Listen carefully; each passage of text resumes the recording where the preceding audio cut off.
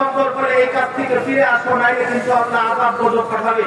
আরে রাখো তোমার আযাব গজব, পারলে এনে দেখো নজরুল্লাহ কয় না।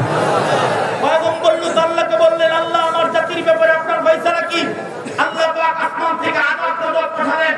৩-৪ জন পালকের স্রোত ধারণ করে ফেরেশতাকে আল্লাহ জমিনে পাঠালেন।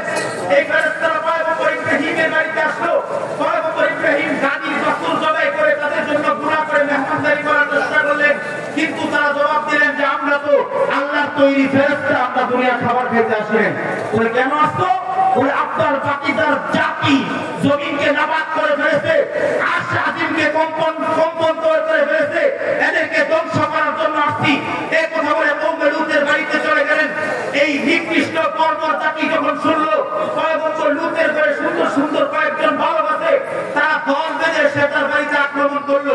পয়গম্বর বললো, দেখো এরা আমার মেহমান, এদের উপর আক্রমণ করো না, এদের উপর কোনো ধরনের চাপ সৃষ্টি করো না। তোমাদের যদি জৈবিক চাহিদা পুরো করতেই হয়, আমার মেয়ে আছে, তাদের সাথে বিবাহ করে তারপর জৈবিক চাহিদা পুরো করো।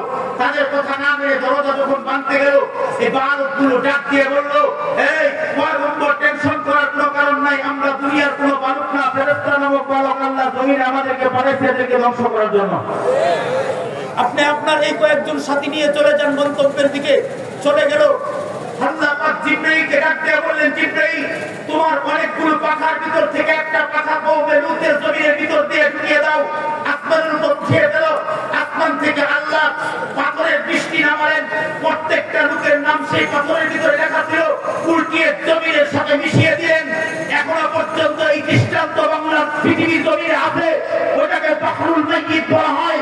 সুতরাং জমিনে যারা সমকামিতা চালু করার ষড়যন্ত্র চক্রান্ত করতেছে, আমাদের আগামী প্রজন্মের ভবিষ্যৎকে ভেঙে ফেলার ষড়যন্ত্র চক্রান্ত যারা করতেছে, কওমে লূতকে আল্লাহ যেভাবে ধ্বংস করেছে তাদেরকেও ধ্বংস করে দিবে।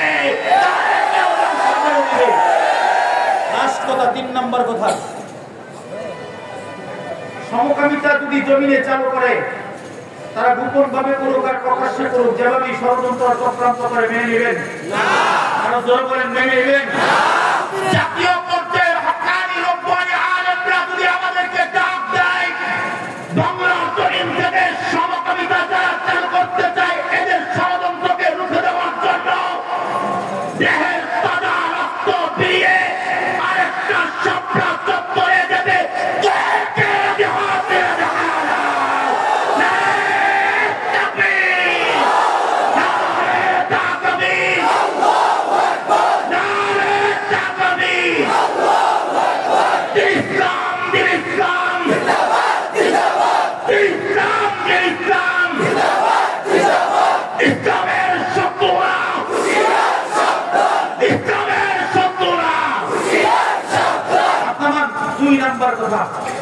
কোরআন বলে আমার নবীর পরে কোন নবী নাই, নবীও বলে আমার নবীর পরে কোন নবী নাই।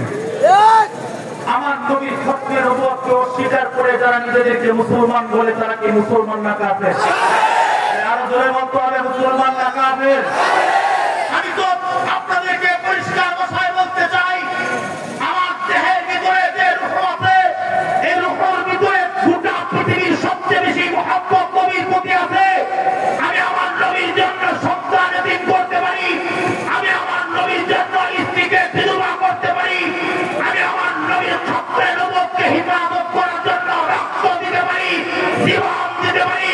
সুতরাং কাদিয়ানীদেরকে কাফের ঘোষণা করার জন্য ময়দানে যদি আরেকটা ডাক আসে, আরেকটা খাইবার খন্দকের ডাক আসে, আরেকটা সামিরিয়ার শাপলা চত্বরের ডাক আসে, নবীর খতমে নবুয়তকে হিফাজত করার জন্য রাষ্ট্রীয়ভাবে কাদিয়ানীদেরকে কাফের ঘোষণা করার জন্য ময়দানে নামতে কে যারা জিহাদ করে দেখা দেন, সকালে সকালে মুখরিত করো, আকাশ বাতাসকে উত্তর করে বলো, কাফের কাফের, আরো জোরে কাফের কাফের, কাফের কাফের, নবীর পরে নবী নাই,